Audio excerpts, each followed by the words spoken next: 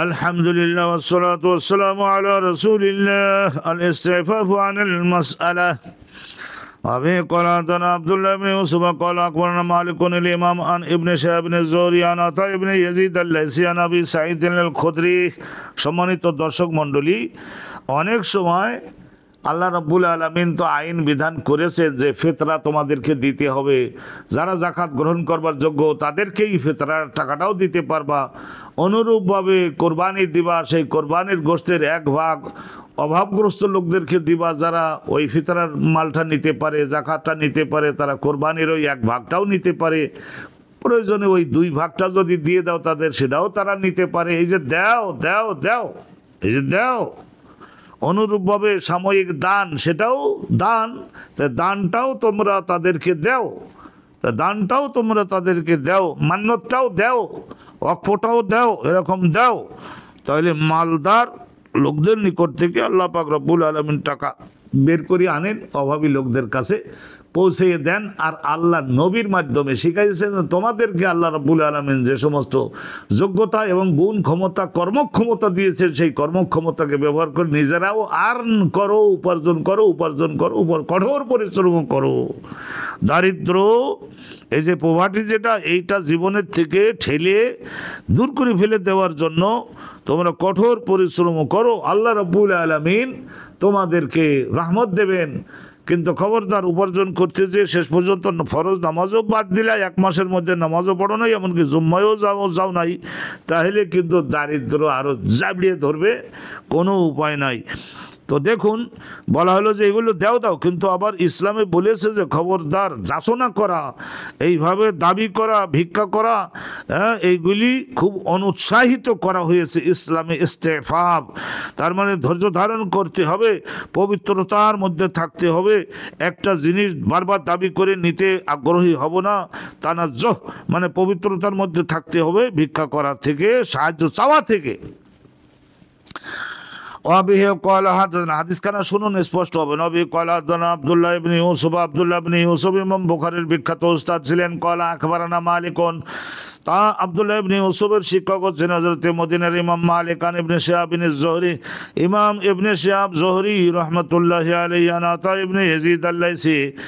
এই আতা ইবনে ইয়াজিদ আল-লাইসি ইবনে শিহাব জোহরি ইনিও তাবিঈ, আতা ইবনে ইয়াজিদ আল-লাইসি ইনিও তাবিঈ। আর এরপরে সাহাবী নবী সাঈদ আল-খুদরি রাদিয়াল্লাহু তাআলা আনহুম আন্না উনাস মিনাল আনসার, আনসার মদিনার আনসারদের মধ্য থেকে কয়েকজন ব্যক্তি সাআলু রাসূলুল্লাহ, নবী করিম সাল্লাল্লাহু আলাইহি ওয়াসাল্লামের দরবারে গিয়ে আর্থিকভাবে তারা সাহায্য চাইলেন।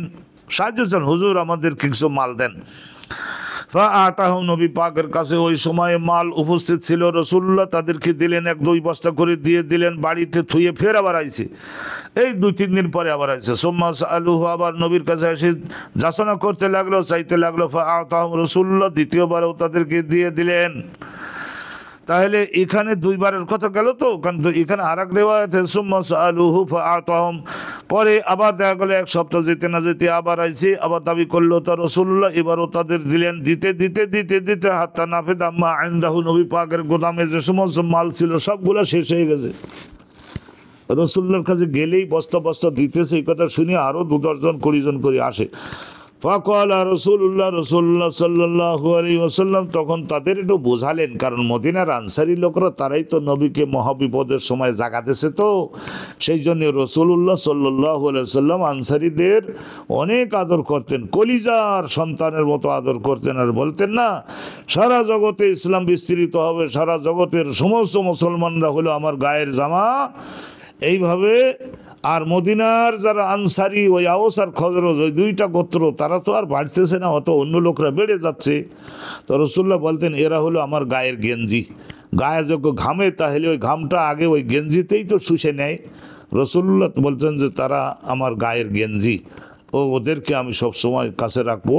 জগতেও তাদের আমি কাছে থাকলাম। মক্কা জয় হয়েছিল, মক্কায় থাকলে থাকতে পারতাম, কিন্তু মক্কা পরিত্যাগ করেছি আল্লাহর খাতিরে। সেই জিনিস আল্লাহর খাতিরে যা একবার হাতছাড়া করে দিয়ে দিছি, সেইটা আর নেব না, আর মদিনাকে আপন করে রাখবো। নবী করিম সাল্লাল্লাহু আলাইহি ওয়াসাল্লাম বলতেন না, মদিনার আনসারীদেরকে কি মহব্বত করতেন, সুবহানাল্লাহি ওয়া বিহামদিহি। রাসূলুল্লাহ বললেন মা ইয়াকুনু ইনদি মিন খায়রিন, আমার কাছে যখন কোনো মাল আসে, এখানে খায়রুন বলতে মাল, সুযোগ সুবিধা, আমার কাছে যখন কোনো মাল আসে, ফালান আদা খেরাহু আনকুম, হে মদিনার আনসারীরা, তোমাদের জীবনে অভাব আছে আর আমি গুদামের মধ্যে মাল রেখে বাড়িতে যেয়ে ঘুমাবো, তোমরা কি মনে করো আমাকে? আমি তো বলি যে লক্ষ লক্ষ মায়ের মনের মধ্যে তাদের সন্তান লালন পালনের জন্য যে মুহাব্বত আল্লাহ মায়েদের কলিজার মধ্যে না দিয়েছেন, তার চাইতে এই উম্মতের সমস্যাগ্রস্ত উম্মতের জন্য আল্লাহ নবীর কলিজার মধ্যে, ব্রেনের মধ্যে তার চাইতে আরো লক্ষ কোটি গুণ বেশি মহাব্বত দিয়েছিলেন আল্লাহ রাব্বুল আলামিন। তাকে আল্লাহ বানাইছেন রাহমাতুল লিল আলামিন। তা দেখুন কি বলে নবী পাক, মা ইয়াকুনু ইনদি মিন খায়রিন, আমার কাছে কোনো মাল সুযোগ সুবিধা যদি আসে, খাদ্যদ্রব্য যদি আসে, কাপড় যদি আসে, নগদ টাকা যদি আসে, হাতা দাখেরা আনকুম, তোমাদের না দিয়ে সেইটা আমি গুদামে ভরাট করে রাখবো, কি করে ভাবো? আর নাই, সেই জন্য যেগুলো ছিল দিয়ে দিলাম, সবর করো, আরও আল্লাহ বাড়াই দিবেন। আমি ব্যবস্থা করে যাচ্ছি আমার খলিফাগণের শাসনামলে, তখন আর নেওয়ারও তো লোক থাকবে না, তোমাদেরও নিতে নিতে ঘৃণা ধরে যাবে, কত নিব আর। আমাইয়াস্তাইফা আমাইয়াস্তাইফা আমাইয়াস্তাইফু, হ্যাঁ, ওয়ামাইয়াস্তাফিফ, এরকম কয়েক রকমের পড়া যায়। আমরা শুধু সময় বাঁচাবার জন্য এই হাদিস পড়াতে গিয়ে এই ব্যাকরণগুলো আবার বলি না, কারণ কি অনেকেই বলবেন যে হুজুর এগুলি তো আর আমরা বুঝি না, তো বলি পণ্ডশ্রম আপনার হইতেছে। ওয়ামাইয়াস্তাফিফ, কোনো একজন পুরুষ বা মহিলা যদি সোয়াল করার থেকে নিজে পবিত্রতার মধ্যে থাকতে পারে, ইমানের তেজে না চাইবো তো চাইবো আল্লাহর কাছে চাইবো, ইউইফুহুল্লাহ, আল্লাহ রাব্বুল আলামিন তাকে পবিত্র থাকবার শক্তি আরও বাড়াই দিবেন, মাল বাড়িয়ে দিবেন, যাতে করে দশজনের কাছে না চাইতে হয়। অমাইয়াস্তাগনি, আর যদি কোনো একজন মানুষ, পুরুষ বা মহিলা, যদি মনে করে যে আল্লাহ আমাকে যা দিয়েছেন, আমাকে ধনী বানিয়েছেন, কেন আমি আর একজনের কাছে চাইবো, ইউগনিহিল্লাহু, আল্লাহ রাব্বুল আলামিন তার ধন সম্পদ আরও বাড়িয়ে দিবেন। অমাইয়াতাসাব্বারু, অমাইয়াতাসাব্বার, কোনো একজন ব্যক্তি যদি ধৈর্য ধারণ করে, ইউসাব্বিরুহুল্লাহ, আল্লাহ রাব্বুল আলামিন তার ধৈর্যের শক্তি বাড়াইয়া দেন। যদি মনে করে না না আমার তো সাফিসিয়ান আছে, আল্লাহ তার আরও ধন বাড়াইয়া দেন। আর যদি কেউ অভাব থাকা সত্ত্বেও মনে করে না অভাব আছে বলেই যে একেবারে মানুষের কাছে হাত পাততে হবে, না পারবো না, দেখি আল্লাহ আমার দেখতেছে না, তো এরকম আল্লাহ রাব্বুল আলামিন, আল্লাহ তার পবিত্র, তার ওই ভিক্ষা করার থেকে সারা জীবন মুক্ত থাকবার একটা উপায় আল্লাহ তাকে করে দেন। ওয়ামা উতিয়া আদন আতান খায়রান ওয়া আও খায়রান ওয়া আও সাআ মিনাস সাবরি, আল্লাহ নবী বলতেন যে জগতের ইমানদারগণকে আল্লাহ যে পবিত্র গুণগুলি দেন, সেই পবিত্র গুণগুলির মধ্যে আতাআন, আতাআন বলতে আল্লাহ রাব্বুল আলামিনের বিশেষ দান। আল্লাহর একটা বিশেষ দান হলো এই, এর চাইতে আর ভালো দান আল্লাহর আর নাই। হ্যাঁ, খায়রান, এর চাইতে ভালো দান আর নাই, এর চাইতে প্রশস্ত দান আর নাই। সেটা কি? এই যে ধৈর্য ধারণ করা। সুবহানাল্লাহ। সবরের মধ্যে বলা আছে যে আসবরু জামিউন লিমাকারিমিল আখলাক, অনেক পবিত্র পবিত্র গুণ সমূহের সকলের মূল যোগ্যতা হলো এই যে সবরটা। এই জন্য একে বলা হয় মাদার অফ ভার্চুজ। এইটা মহাপবিত্র গুণসমূহের জন্মদানকারী কেন্দ্রীয় মায়ের মর্যাদায় হলো সবর। আল্লাহ রাব্বুল আলামিন এই সবর করে থাকার তৌফিক আল্লাহ রাব্বুল আলামিন আমাদের সকলকে নসিব করুন। সম্মানিত দর্শক মণ্ডলী, এই একই বক্তব্যের সঙ্গে আরেকখানা হাদিস আপনাদের উদ্দেশ্যে একটু বর্ণনা করে দিচ্ছি, তাইলে এই এক অনুষ্ঠানে দুইখানা হাদিস যাবে। বিসমিল্লাহির রহমানির রহিম। আবি ক্বালাতান আব্দুল্লাহ ইবনে ইউসুফ ক্বালা আকবারানা মালিক আল ইমাম আন আবি জিনাদ আন আল আরাজ আন আবি হুরায়রা, বিখ্যাত সনদ এটা। ইমাম বুখারী রাহমাতুল্লাহ হুজুরের উস্তাদ হলেন আব্দুল্লাহ ইবনে ইউসুফ, তার শিক্ষক ইমাম মদিনার মালিক, তার শিক্ষক হচ্ছেন এই যে আবদুল্লাহ আবু জিনাদ, তার শিক্ষক হযরতে আরাজ আব্দুর রহমান আল আরাজ। আব্দুর রহমান নাম ওইটা ঠ্যাংখোড়া ছিল, সেই সব বিখ্যাত হয়ে গেছিলেন। তো এটা বাঁকা হয়ে চলতেন। আনিল আরাজ আন আবি হুরায়রা, ঠ্যাংখোড়া হলে কি হবে, কলব ভালো, ব্রেন ভালো। আবু হুরায়রার বিশেষ ছাত্র। আবু হুরায়রা আন্না রাসূলুল্লাহ ক্বাল, রাসূলুল্লাহ বলেছেন ওয়াল্লাযী নাফসি বিয়াদি, যে আল্লাহ রাব্বুল আলামিনের নিয়ন্ত্রণে এবং কবজায়ে, আল্লাহর হাতে আমি মুহাম্মাদের জান ও জীবন দেহ সব কিছু যে আল্লাহর হাতে, সেই আল্লাহর সাক্ষী রেখে সে আর কসম করে বলছে আইয়া খোঁজা আহাদকম হাবলাহু, তোমাদের মধ্যে একজন ইমানদার পুরুষ বা মহিলা যদি হাবলাহু নিজের এই দড়ি এবং খন্তা কোদাল আর এই সমস্ত দাও এবং কুড়াল এইগুলা নিয়ে তারপরে যদি জঙ্গলে যায়, ওই সৌদি আরবের পাশের জঙ্গলে ওখানে কিছু বৃষ্টি হয়, আর যে সমস্ত মাটি একটু অন্য অঞ্চলের তুলনায় একটু নিচু, তাইলে ওই সমস্ত ওইগুলা নিচু স্থানগুলিকে বলা হয় ওয়াদি, ওয়াদি বলা হয় মালভূমি। তাহলে এখন ওই মালভূমিতে ওই সমস্ত জায়গায় আমাদের বাংলাদেশের মতো আম কাঁঠাল গাছের মতন নারকেল গাছ বা তাল গাছ সুপারি গাছের বড় বড় দীঘলদেহী গাছ হয় না, কিন্তু ওই সমস্ত জায়গায় মানুষের একজন মানুষের দুগুণ লম্বা এরকমের গাছপালা হয়, মারাও যায় যখন পানি পায় না, তো শুকিয়ে মারা যায়।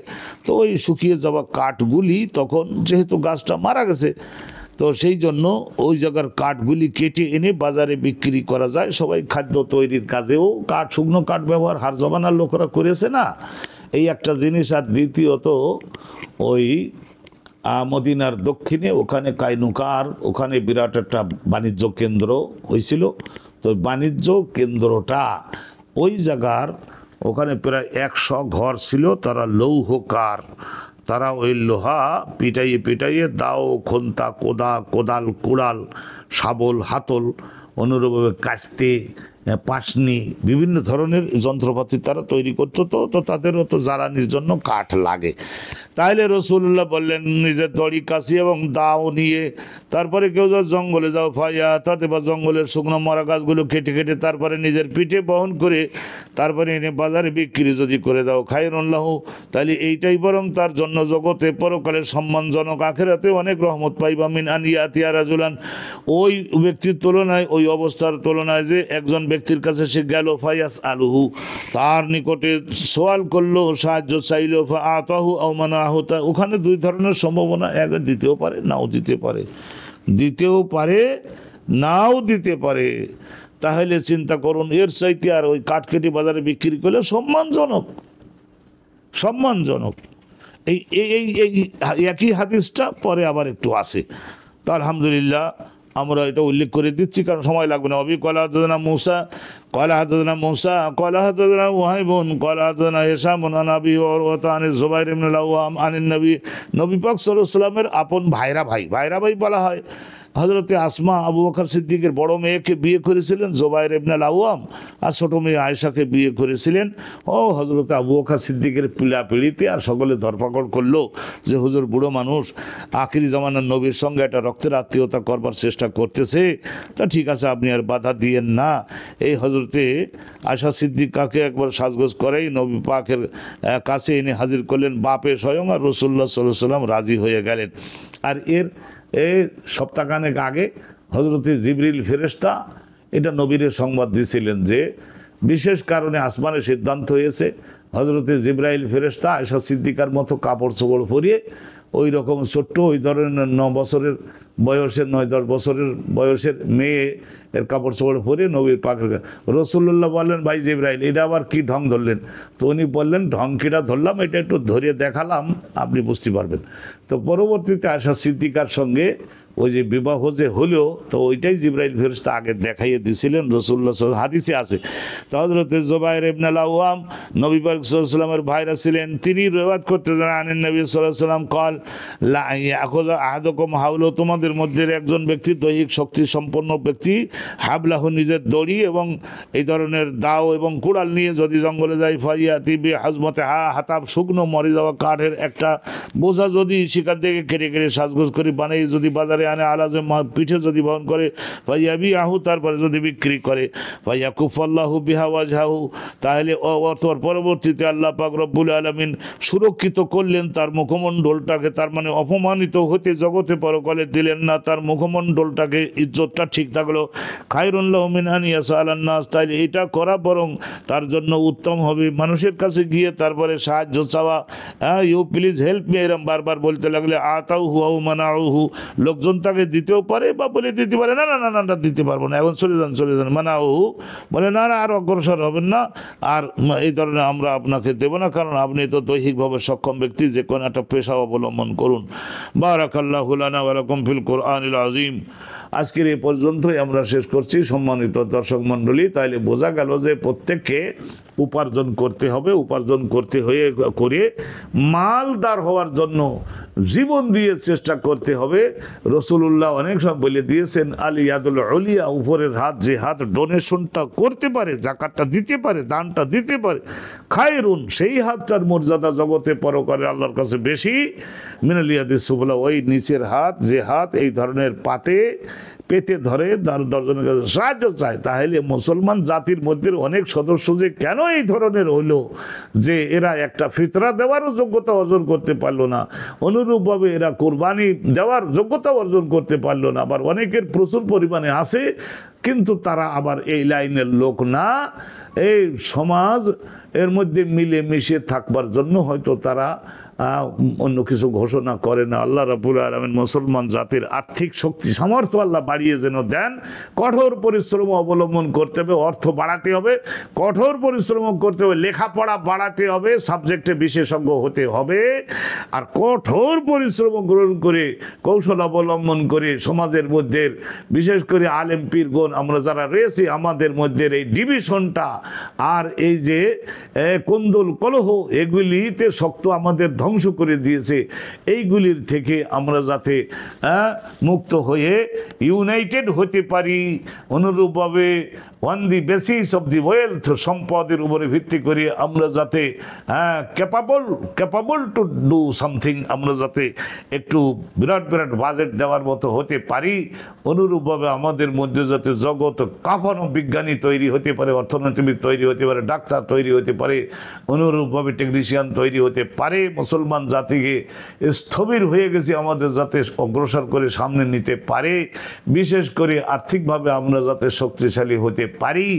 আল্লাহ রাসূলের ইসলামের এই ব্যাখ্যাগুলিকে যথাযথভাবে না দিতে পারবার কারণে আমাদের মুসলমান জাতি অনেকাংশে পশ্চাতে আমরা পড়ে গেছি। আল্লাহ আমাদের মুক্তি মঞ্জুর করুন। আজকের এ পর্যন্তই। ওয়া আখিরু দাওয়ানা আনিল হামদুলিল্লাহি রাব্বিল আলামিন। আসসালামু আলাইকুম ওয়া রাহমাতুল্লাহি ওয়া বারাকাতুহু।